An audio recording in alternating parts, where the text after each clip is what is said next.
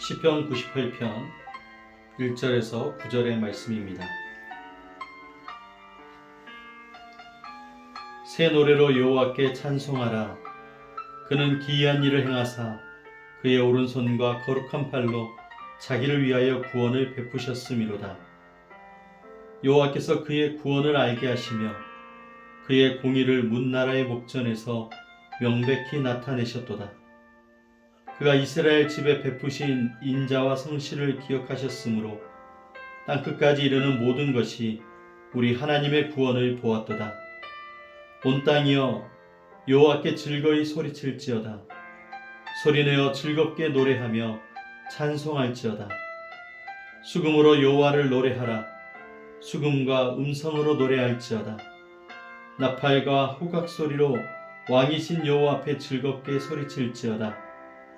바다와 거기 충만한 것과 세계와 그 중에 거주하는 자는 다 외칠지어다.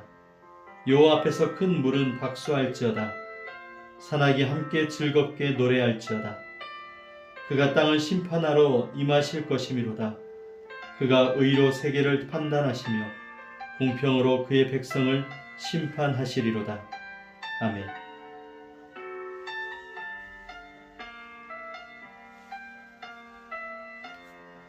오늘도 함께 5가지 묵상법을 가지고 주신 말씀을 함께 묵상하며 하루를 시작하도록 하겠습니다.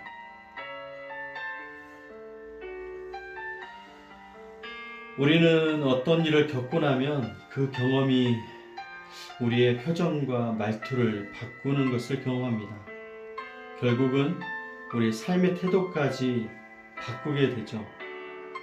정말 놀라운 일을 경험했을 때는 누군가에게 말하고 싶고 또 표현하고 싶고 나누고 싶어 하는 게 우리의 마음입니다. 오늘 시편 98편이 바로 그런 마음을 가진 시입니다. 오늘 이 시편은 하나님이 행하신 그 구원의 사건을 목격한 이 공동체의 반응을 이야기하고 있습니다. 처음부터 이렇게 시작합니다. 새 노래로 여호와께 찬송하라. 여러분, 왜 새 노래일까요? 이유는 하나님이 새로운 일을 행하셨기 때문입니다. 오늘 본문은 하나님께서 기이한 일을 행하셨다 말씀하고 있습니다. 오른손과 거룩한 팔로 구원을 이루셨다고 얘기하죠. 그의 의를 만방에 나타내셨다고 이야기를 하고 있습니다. 여러분, 이것은 역사를 뒤집는 구원의 사건이었습니다. 그래서 오늘 시편은 온 땅과 바다와 산과 강까지 함께 찬양하는 개인의 찬양에서부터 모든 만물이 찬양하는 하나님을 향한 예배가 되는 것입니다. 그리고 마지막에는 이렇게 선언합니다. 여호와께서 땅을 심판하러 임하실 것이미로다.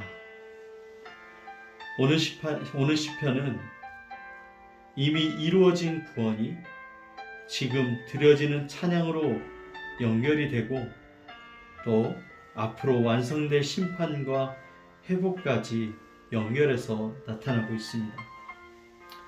오늘 5가지 묵상을 통해서 우리가 함께 은혜를 나누려고 하는데, 먼저 오늘 본문에 나타난 하나님은 어떤 하나님일까요? 오늘 시편에서 하나님은 구원을 행하시는 하나님, 그리고 공의를 이루시는 왕으로 나타나고 있습니다. 1절에서 기이한 일을 행하셨고 2절에서는 구원을 알게 하시며 그의 공의를 나타내셨다고 이야기합니다.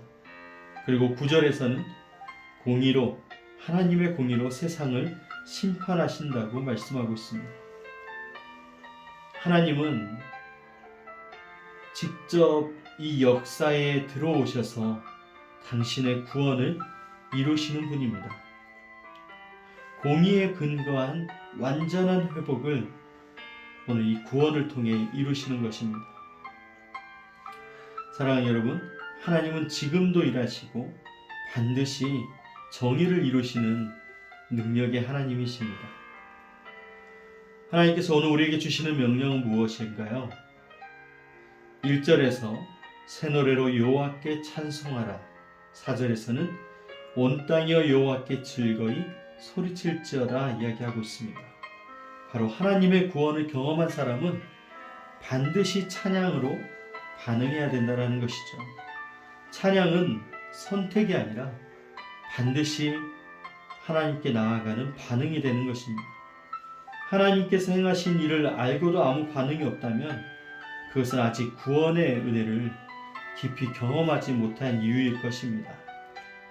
여러분, 우리는 지금 하나님의 구원에 대해서 얼마나 살아있는 반응을 하고 있는지 우리의 모습을 돌아봐야 될 때입니다. 오늘 말씀을 통해서 우리가 회개해야 될 부분은 하나님께서 행하신 일을 우리가 자주 잊어버린다는 것입니다. 그래서 오늘 우리는 살아갈 때 여전히 불안해하고 염려하고 많은 상황 가운데 눌려서 살아간다는 것이죠. 그러면서도 우리는 찬양하지 않는 삶을 삽니다. 여러분, 시편 98편은 하나님께서 이미 구원을 이루셨다고 얘기합니다. 이것은 오늘 상황이 아니라 기억의 문제라고 얘기합니다. 하나님께서 하신 일을 가볍게 여기지 말라라는 것이죠. 구원의 은혜를 너무 우리의 삶 속에서 잊고 살아간다라고 지적하고 있습니다. 찬양하지 않는 것은 오늘 우리의 신앙이 지금 무감각해져 버렸다라는 것이죠. 오늘 우리의 이 모든 것을 회개하면서 하나님을 기억하는 자, 하나님의 구원을 찬양하는 자로 서야 될 것입니다. 오늘 우리가 붙들어야 될 약속은 무엇일까요? 오늘 시편의 마지막은 굉장히 중요한 약속으로 끝을 맺고 있습니다. 그가 의로 세계를 판단하시며 공평으로 그의 백성을 심판하시리로다.